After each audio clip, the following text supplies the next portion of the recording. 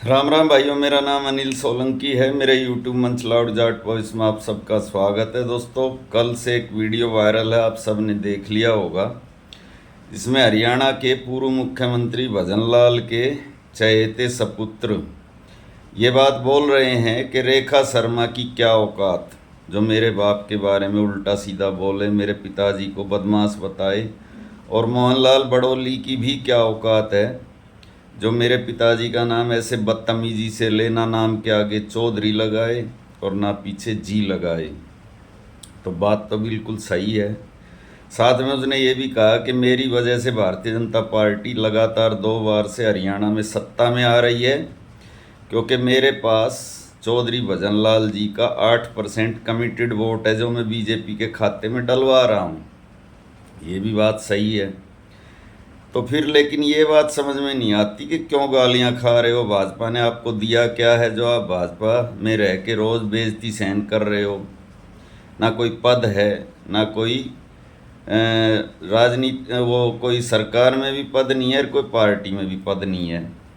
और चलो, रेखा शर्मा और मोहनलाल बड़ौली की बात तो मान लेते, छुट भैया नेता हैं, लेकिन मनोहर लाल खट्टर तो छुट भैया नहीं था। वो तो चीफ मिनिस्टर रहा है 10 साल।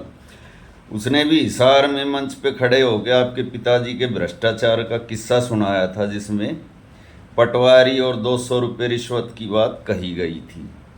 तो दोस्तों, कुलदीप बिश्नोई के अंदर की जो घुटन है वो यदा कदा बाहर आती है, लेकिन मजबूरी देखो।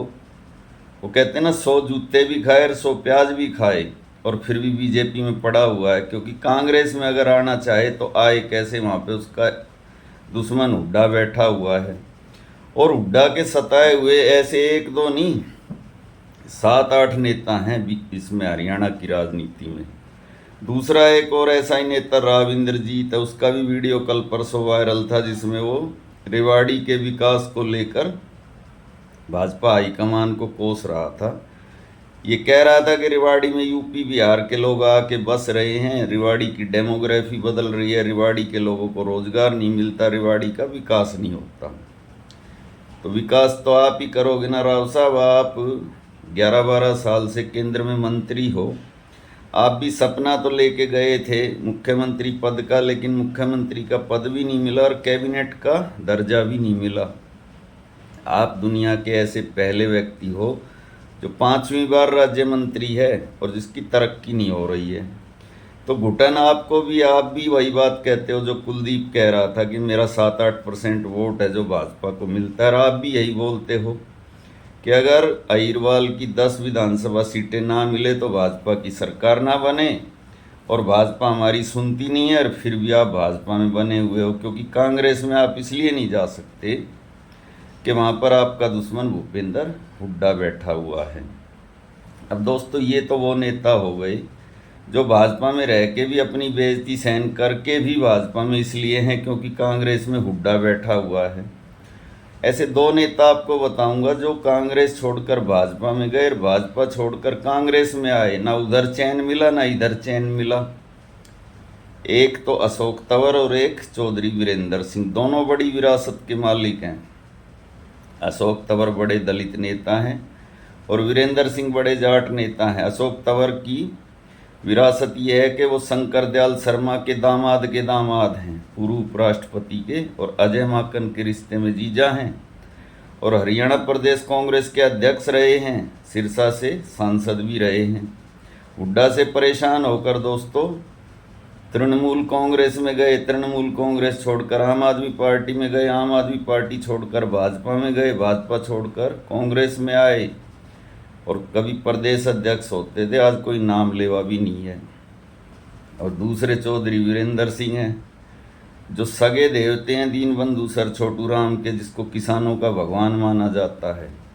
बेटा IAS अफसर था, बेटे को नौकरी छुड़वा दी, सांसद बना दिया, खुद केंद्र में मंत्री बन गए। दोनों बाप बेटा बीजेपी छोड़कर कांग्रेस में आ गए। कारण बताए, बीजेपी में बोलने की आज़ादी नहीं थी, घुटन थी। घुटन यहाँ भी उतनी है। बेटे को लोकसभा का टिकट नहीं मिला, विधानसभा का टिकट मिला तो हुड्डा ने चुनाव हरवा दिया 32 वोट से। वहाँ पर एक निर्दलीय खड़ा कर दिया जिसने 32,000 वोट काट दिए। आज अदालत में लड़ाई लड़ रहे हैं, अदालत भी नहीं सुन रही है। रोडों पे धक्के खा रहे हैं, कोई नहीं सुन रहा है। कांग्रेस हाईकमान से कोई नहीं आया यात्रा में शामिल होने। वही सफ़ेद टी शर्ट, वही राहुल गांधी वाला स्टाइल, लेकिन खाली हाथ। और दोस्तों, ये तो वो नेता हुए। अब ऐसे 3 नेता हैं जो कांग्रेस में रह के भी कुछ नहीं कर पा रहे। कैप्टन अजय यादव, रणदीप सुरजेवाला और कुमारी सैलजा। कैप्टन अजय यादव अहिरवाल के बड़े नेता, और रणदीप सुरजेवाला भी एक लेगेसी है, शमशेर सिंह सुरजेवाला के बेटे हैं। बेटा तो चुनाव जीत गया, हाईकमान के दुलारे भी हैं, लेकिन एक ही अपने बेटे को ही जितवा पाए, इससे आगे नहीं है। ऐसे ही कुमारी सैलजा सांसद हैं, मगर वो भी कुछ नहीं कर पा रही हैं। उनके 2 समर्थक विधायक अभी क्रॉस वोटिंग के चक्कर में पार्टी से बाहर हो गए, रेणु बाला और शैली चौधरी। तो दोस्तों, ये वो लोग हैं जो हुड्डा के सताए हुए हैं। अब हुड्डा का सताया हुआ कांग्रेस हाईकमान भी है। दोस्तों, जो आदमी 3 बार से सत्ता नहीं दिलवा पा रहा, उसको रखने की क्या मजबूरी है। अभी 1 साल तक लीडर ऑफ अपोजिशन का पद खाली पड़ा रहा। लोग अंदाजे लगाते रहे ये बनेगा कि वो बनेगा, बना आखिरी में हुड्डा ही, क्योंकि हुड्डा के हाथ में 31-32 MLA हैं। और एक और राज की बात है दोस्तों, जो राज आज तक राज ही है, उसका अभी तक खुलासा नहीं हुआ है। अगर आपके पास उसका खुलासा हो तो आप कमेंट करके बताना। हमारे देश के एक से बड़े एक नेता जेल में रहकर आ गए। अरविंद केजरीवाल हो चाहे हेमंत सोरेन हो, दोनों सिटिंग चीफ मिनिस्टर थे। 2 पूर्व मुख्यमंत्री लालू प्रसाद यादव, ओम प्रकाश चौटाला भी जेल में रहकर आ गए। इसके अलावा अनिल देशमुख, संजय राउत, संजय सिंह, मनीष सिसोदिया जैसे नेता भी जेल में रह के आ गए दोस्तों। और हुड्डा के ऊपर भाजपा ने आरोप लगाया था कि हुड्डा ने गुड़गांव की ज़मीन रॉबर्ट वाड्रा को दिया। आज तक 1 इंच ज़मीन की गिरदावरी कैंसिल नहीं हुई। 1 दिन के लिए हुड्डा जेल में नहीं गया।